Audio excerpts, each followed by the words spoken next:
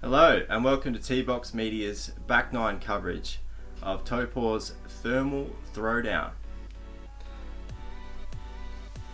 We've got the feature card right here, bit of action coming up for you. What do you reckon, Henry? Pleasure to join you again for the back nine coverage, Jarrad, and we pick up on hole number 10. A couple of our boys have picked up birdies on hole number 9 to end the front nine. Francis Orange leads the way, joined by his teammate and Wellington compatriot Brady Kuech. Dane Sales and Matthew Masters, both RPM affiliates, round out our feature card. We move into hole number 10. This really is one of the most stunning holes on the whole course. I mean, it leads right up to the Waikato River, and just picture perfect the whole way. We do have a Mando tree with the gum tree there on the left, and it is out of bounds. You can see the stakes there on the right in the rough bush. So we've got a short basket, long basket layout. These boys are playing to the short basket today, and yeah, there you can see the river in the background there. Absolutely stunning. A bit of a rip to get it all the way down to the circle here on this hole, but given the change in elevation downhill from the tee block, it's certainly possible. But that one turned over. Very lucky to catch a little bit of that long grass before meeting with the OB line. Brady Kuech sporting bright colours as he's known for, the human highlighter. This one likely a high-speed Discraft disc. Good height. Has it got the stability? It's over the out of bounds line, and that is not coming back, unfortunately.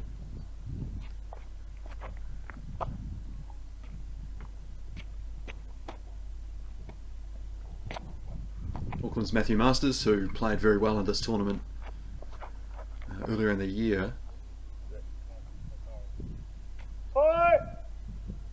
That one either a Kahu or Kutare, but much nicer out of the hand. Yeah, it's very steep down that bank. Not a place you want to be. Yeah, the camera probably doesn't do it justice because we don't get to see what's beyond the bush line, but it does drop off, as you can see there on the left, pretty significantly. Dane with a Star Destroyer, and that is a better line. And sit up there. Yeah, that's a good drive from Dane. A bit of scramble work then to do for our feature card to secure par here on the 10th hole. And Francis will lean on his Get Freaky zone, as he has done quite a bit in this first round. Great upshot from Francis. And Brady from a similar position. Looks like he's throwing a pig.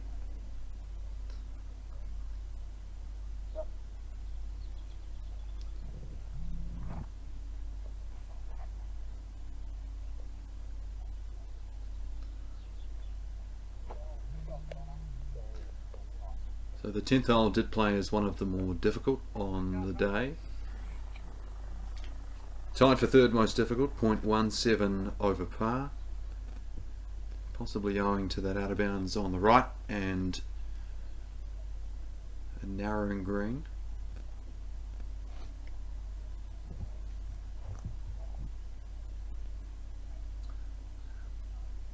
Dane now to clean up for 3. Excellent putt from Dane. A very good confidence booster going into the remainder of the back nine.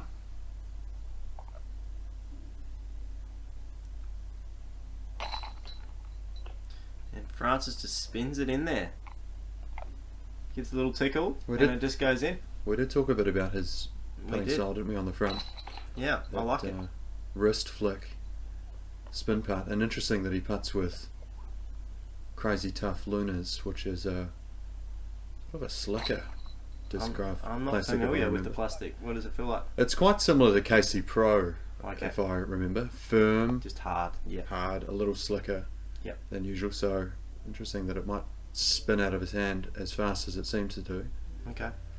Hole number 11, par 3, 80 metres. This one of the more gettable holes on the course. This hole plays slightly uphill, but dead straight and not a lot in the way of the players. Our boys will opt for slower speed discs, probably in the mid-range department, and we'll all be licking their chops looking for a birdie too.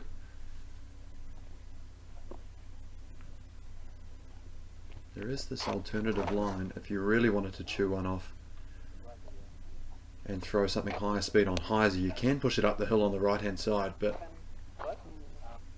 not exactly necessary. Yeah, I find this hole's just pretty simple. You don't need to overthink it. It's a good one to get to give your score a nice buffer. Yeah, and there's just this nice little ridge there. And the basket's just nestled right up on it, so it gives it a little illusion of height. It looks like Dane is warming up his arm for an overhand shot. Looks like a thumb up. Looks like a felon.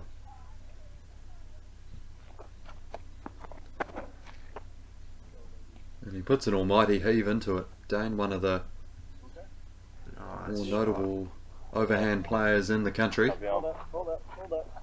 Yeah, right. Very nice shot. You can hear it come out of the hand. Did have a good rip on it, didn't it? Dane is an arborist by trade, so probably has pretty reasonable upper body strength. And Brady with a nice little flip up. I suspect that is a Buzz or a Buzz SS.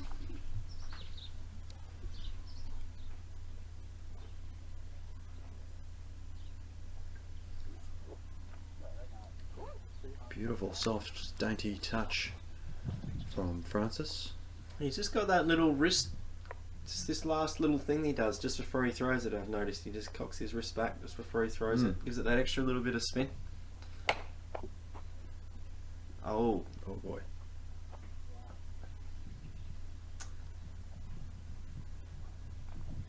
That looks further than the putt he just threw. it certainly does. That's a bit of bad luck for it. Get it. Oh. It's just coming back to Francis's forehand form. It does remind me of a fellow Wellingtonian, Andy Davey, who also has this quite prominent arched back wrist wind up on his forehands, and he throws absolute monsters. He certainly does. He's got the bomb forehand power.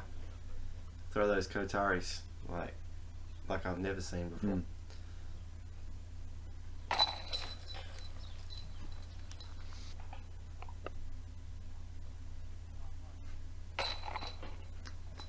Unfortunately, our card is not really capitalised on this short, easy hole, but I've got a couple more cracks at it over the next couple of rounds to close out the tournament, so good chance for revenge as we move on to the 12th hole. So traditionally played as a par 3, this tournament we're playing as a par 4. So really the danger is left. You don't want to be down that bank there. However, it looks like they've recently done a whole heap of work. All of the nasty blackberries gone. So a layup anywhere around here is awesome, and just an easy pitch up. So just get it across the gully, I guess, is the play for these boys today. Tournament director Steve Lawson's informed me that they had a good contingent of local club members out caring to the course in the lead up to the tournament, led by Ross Elphick. And this hole one of the more noticeable holes to have seen a bit of tree trimming there on the left hand side. A lot of the bramble and blackberry bushes have been removed, much to the players' delight, I think. Would have found a few discs, I'm sure, mate. Yeah, good collection area there on the left. As Dane puts a good move on this one, but a little too turned over, but he's not going to be in a bad position there at all. I think removing all that blackberries made the hole easier. What do you think, mate? Now all of a sudden you're not so scared. I tend to agree. That left hand side was Treacherous. really treacherous, and probably led you to think that you had to go wider than you really did from the tee. Look, Brady's pushed it into the area that we're talking about.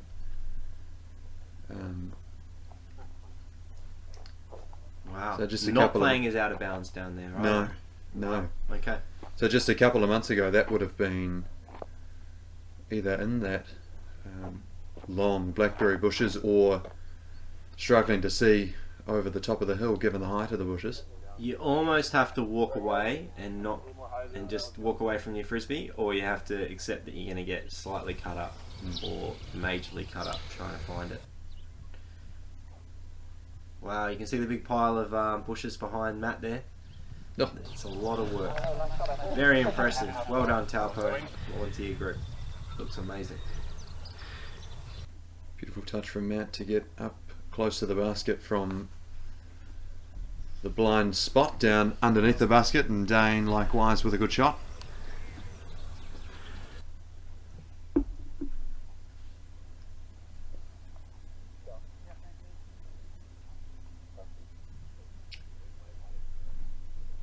Brady absolutely in the thick of where the blackberry bushes used to be. And still has an eagle run. Yeah.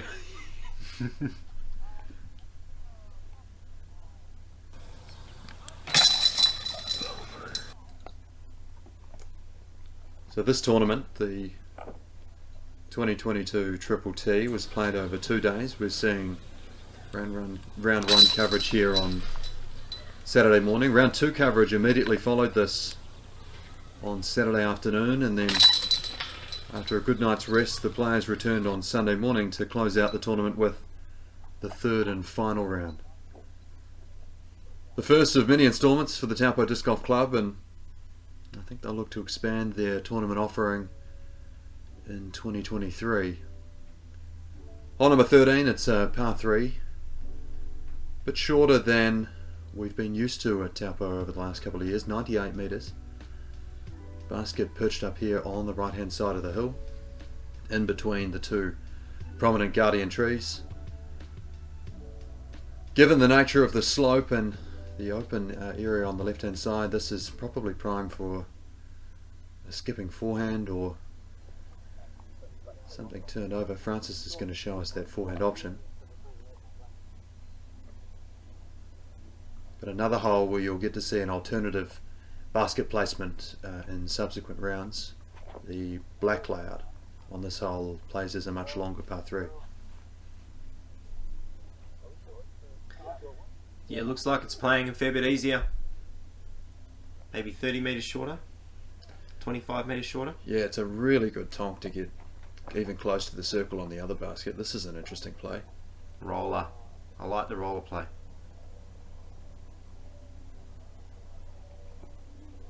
I love the play if you can start it a little further left and then push up the hill. Yeah, you want to be under the basket. You don't want to be running a putt from where Dane is, I don't think.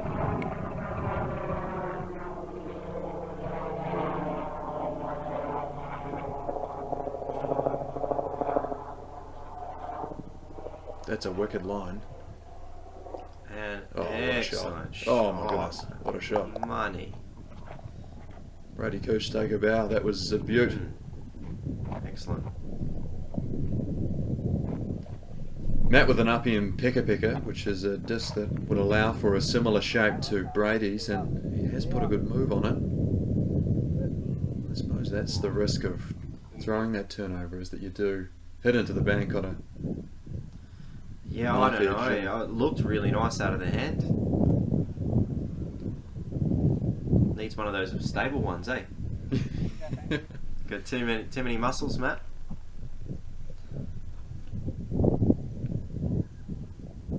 Too many limbs, that guy. He's got 4 joints in his arm. Yeah, he's got an extra elbow. It's not fair. And Dane with not many options from that side of the basket, just needing to lay up. Matt from the other side. Oh. Yeah.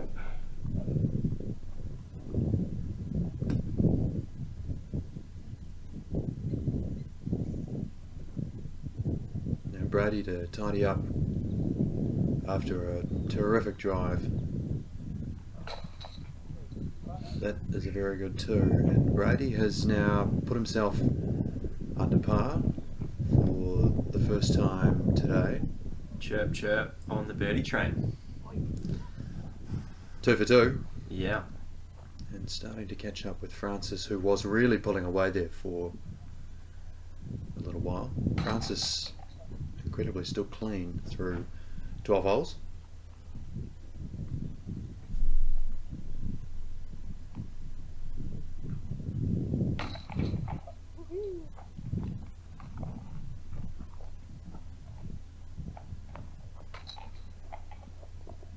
Make that 13. 2/3 of the way through the round, and we're on now to hole number 14. 94 meters. It's just across the valley, slightly uphill. There is a bit of, I don't know what you'd call it, a bit of a no man's land here. Nothing too treacherous, but you don't really want to be over in there. And they have recently raised the basket. It is now a raised basket. So not one you really want to run unless you're inside the circle. So interesting to see how these boys play it.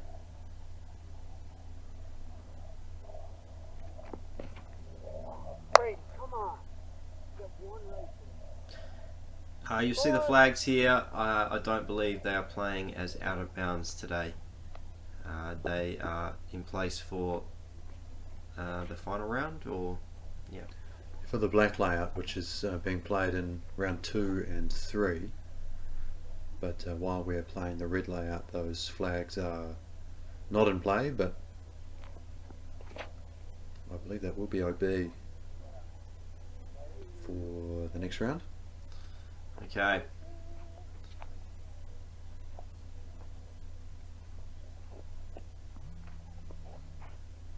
Interesting placement here. You'll come to see on the next 2 rounds once this island hole is in play. Drop zone is marginally inside the circle, which made for an interesting risk-reward opportunity should you not find the island on your first shot. But from what I've been told, there was a great variety of scores on this hole, 2s through 6s, so worth tuning in for subsequent rounds of the tournament. So do join us back here on T-Box Media for round 2 and round 3.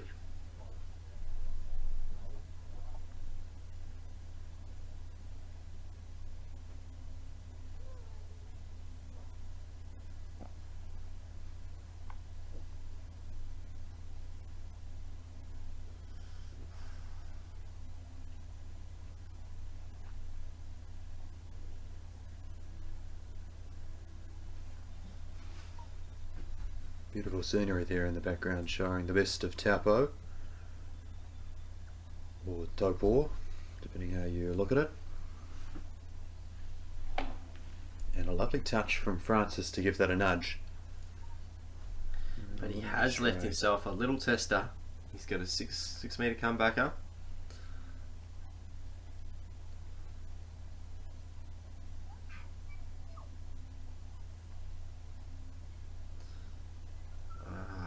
Well done. The boys are giving it a run. That's what we want to see.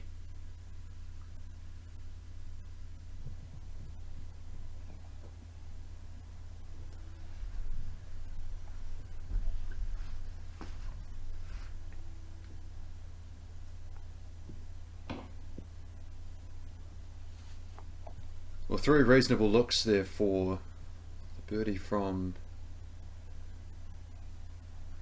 our feature card, but unable to convert this time around. And Francis, who had up to this point been clean through 13 holes, is unfortunately going to drop a shot.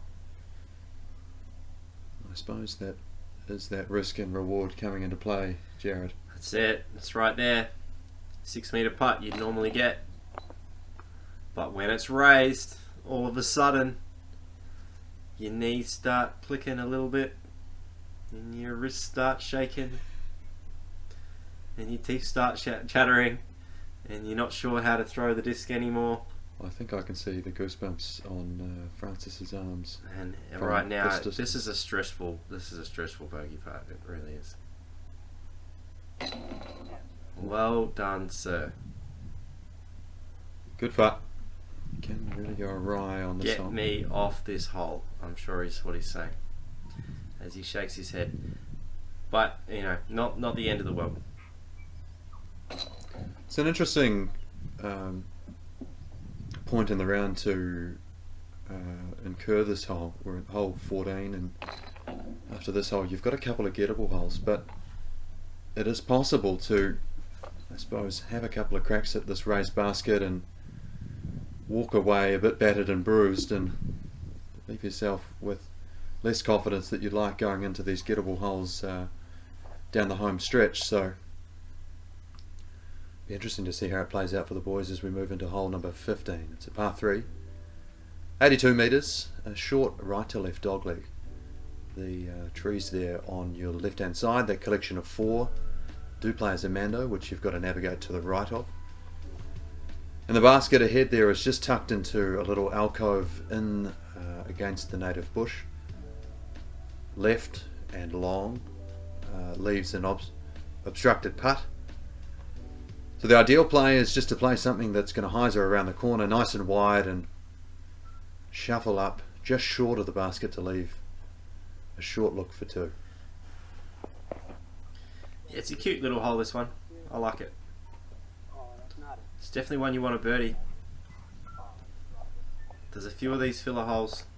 I don't want to call it a filler hole. That's a bit mean. It is a good hole. There's a mando tree and all sorts you have to beat. And the putting on this hole can be quite tricky sometimes. You can be inside the circle but almost have no look at times. Yep. Just given the density of the bush surrounding the basket on, well, 3 of the 4 sides. Yep. Short is good. Short is normally the best look, cleanest look. Francis, I think, with a smart disc selection off that tee, he's thrown a slower speed than each of the boys before him did. Looked like that zone. I think it was that get freaky zone that he's been throwing so often. Dane with a prodigy disc. A2. Yeah, approach disc. Yeah, this is real stable A2 out of the hand from Dane. Look brand new.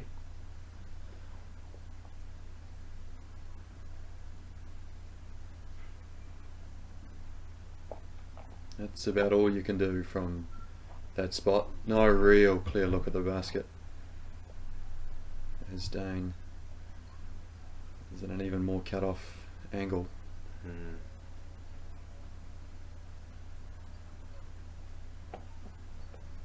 But he and Brady will both scramble and secure their pars.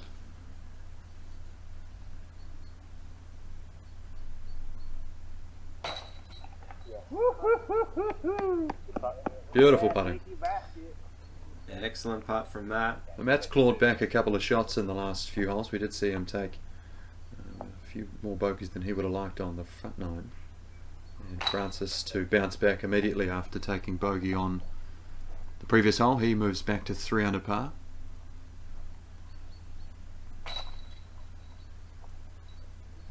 Brady and Dane will clean up their pars and we move forward on to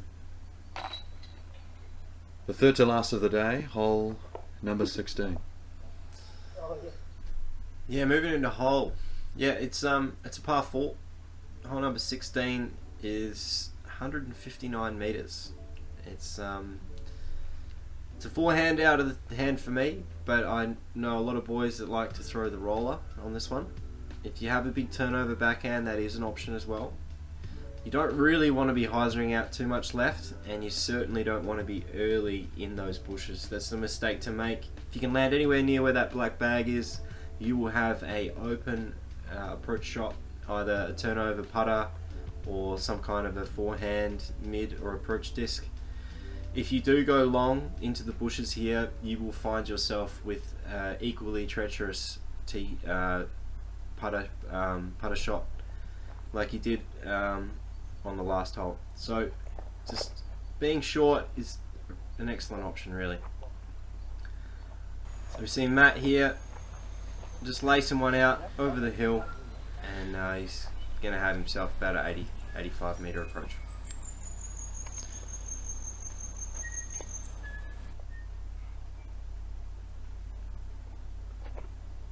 This hole very gettable after a well-placed drive. It played second easiest on the day, 0.67 strokes under par.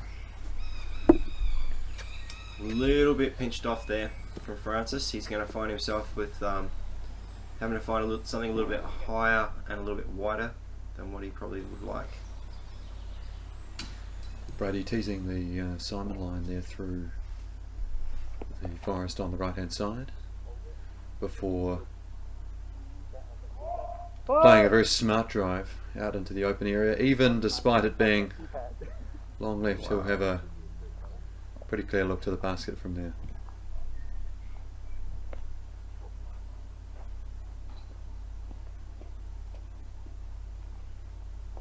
This looks like it could be a roller out of Dane. Jarrad, what do you think? I'm thinking it could be a roller. And that's a nice looking angle. Is it going to stand up? No. Yet to be determined, I think. Oh, there it is. There we go. Actually, not too bad. Pretty good. Probably the best drive out of the bunch, I think, mate. Well, the further down you push, the more open that green becomes, isn't it? Yeah, exactly. You see here from Brady, he actually has like a good angle to the basket, but it is a full driver rip. So that would have been more on the 90 metre side from where he was, probably 90 metres. Yeah, I think you're right. Okay, so Dane turns to the thumber again with dynamic disc Fallon, and he's got good height on that one. Oh, go! What a shot. Yes, Dane. Buddy, that was amazing. That was a ripper of a shot. And that's how you throw a thumber, ladies and gentlemen. Do you reckon he gives any lessons? With talent like that, you'd think that there's a market for some lessons.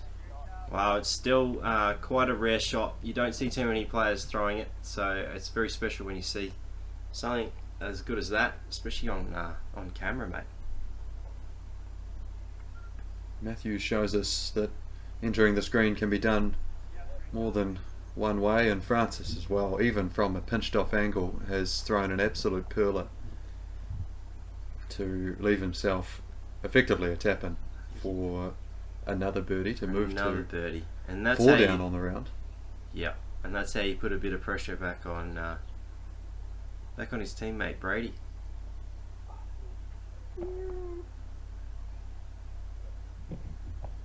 Brady unfortunately probably getting penalised for that errant drive, leaving him longer than he would have liked to this basket. But he'll settle for a 4. And so will Matt. That's a bit of a tough break. He's had a few of those this round. I think, if I recall correctly, he missed a short one on hole number 1 for birdie, and yep, might have been 1 or 2 more in there. So it's fair to say he's probably playing close to par had he made a few more of those short range putts, but I don't know, mate. Sometimes the short ones are the hardest ones for me. The ones you need to take your time on. it's the ones that you think maybe you rush a little bit, or you're like, I don't know. Oh, yeah. Might be the Don't want ones, to overthink it. yeah. Might be the ones you think that you should surely make, and then that induces a bit of nerves in you, I suppose. Yeah. Hole number 17. It's a par 3, 100 metres down the hill. The tricky part about this hole is navigating the low ceiling that is caused by that guardian tree at the just beyond the tee pad, but plenty of clear space after pushing down the hill, and a forehand option into the right hand section of that green is probably a good play to leave yourself a look for birdie. Francis sets the forehand wide. Oh, that is lucky. Got a little tickle. Took a little bit of speed off it. He's a little bit short, but definitely within par range.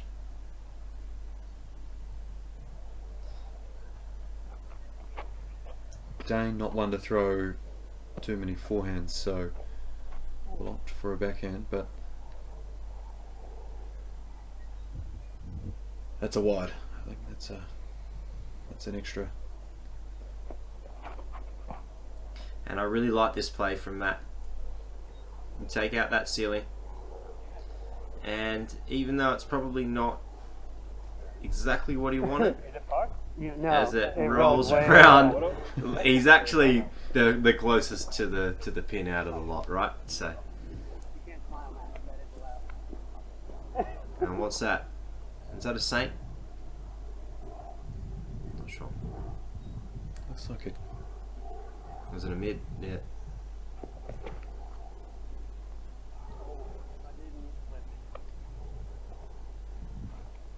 So two turned over, and one probably not turned over enough, but so much space out there on the left hand side that it probably won't trouble these boys, and they're good enough where this should be up and down 4 out of 5, I think. A little bit wide from Dane. Trying to play the hill.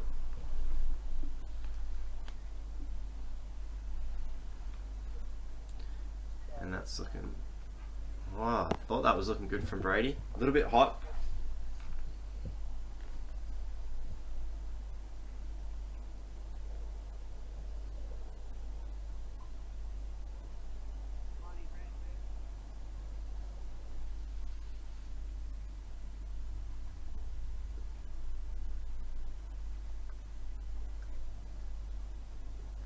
Okay, we've got a par putt coming up from Brady.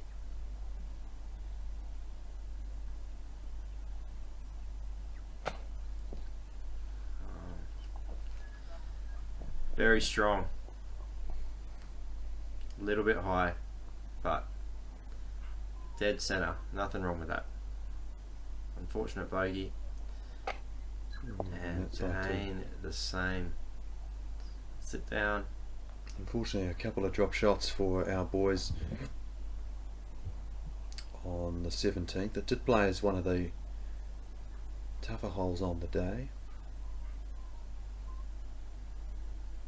0.2 over par. You see the Excellent. Dane's putting this round's been excellent. When he's those 7 meter putts, very impressive. Sometimes they're the hardest ones, especially when you know you have to get them.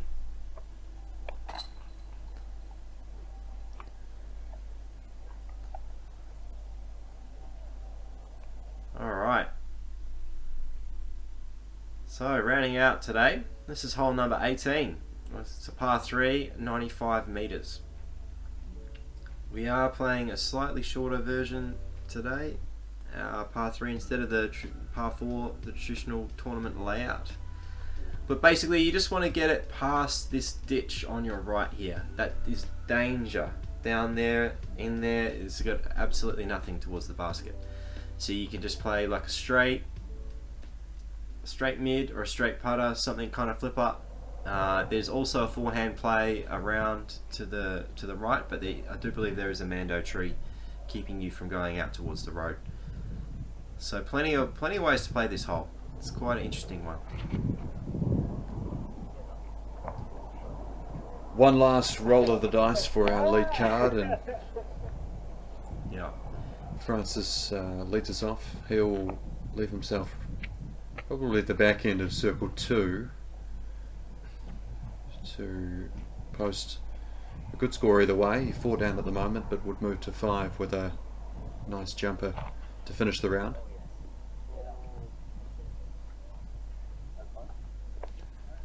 Matt Masters, he struggled today a little bit, but has come back on the back 9, counting 2 birdies and a bogey to turn his round around. Yeah. To an extent, he'll be pleased with that. Might be a little bit of camera nerves. I think it might be one of his first times on footage. And that is not the place you want to be. Dane has found the pit of despair. Hopefully he doesn't have too much trouble finding his disc. He might even find another one down there, mate. It's a 2-for-1 deal sometimes. It sounded like that emotional characterization that you alluded to, Jarrad, was from personal experience. So if anyone's discs he finds down there, I hope it might be yours. Maybe you'll find my long lost Explorer from 2 years ago. I still haven't gotten that one back. Dane, ultra focused, not giving much of a care, unfortunately, for Jarrad's disc, but he'll leave himself a uphill look to save par. No, he's a little bit preoccupied at the moment playing a tournament, mate. But that's alright. I'll forgive him. Brady gives us one last little heart scare and comes close to cashing that one in from outside circle. Francis. It is Francis, frankly. Very good round from Francis. He'll solid, eh? Very solid. Put forward the best score of our group. Very solid from Francis. Very impressive. And the boys, they can't blame the wind today for their putting. Looks pretty calm as anything out there today. I don't recall whether the wind does get up in the next few rounds, but it's worth a watch. So as we draw near to the end of our round 1 coverage, do stick around and stay tuned to T-Box Media for round 2 and final round coverage here at the Taupo Thermal Throwdown. Yeah, we got some hot cards coming up. Definitely in rounds 2 and 3, and certainly some exciting coverage to come up. And if you haven't subscribed to T-Box Media, please do, and support New Zealand Disc Golf. It's more than a hobby for us, it's lifestyle, and we absolutely love it, don't we, Henry? Indeed. It's pretty special to have some quite high quality coverage here in Auckland, given how niche the sport is. So very lucky to have Paul and T-Box Media's work that they do here in the Upper North Island. Well, we've called it a day here for our round 1 feature card coverage. Francis Orange, he's led the way with a 4 under par round, carding 2 under on the back 9 to close it out, followed closely by Brady Kuech. Dane Sales there, 1 back from Brady, and Matthew Masters rounding out our card. We'll see on our feature card tomorrow, Toby Gentle, Taranaki's Connor McKinstry, Josh Pratt and Andy Davey. Wow, with always some hot scores. A couple of 6 downs, mate. Pretty sharp around the Taupo Spa Park layout. They'll play the black version of the Spa Park course tomorrow, which will make for a couple of long par 4s and a few longer par 3s.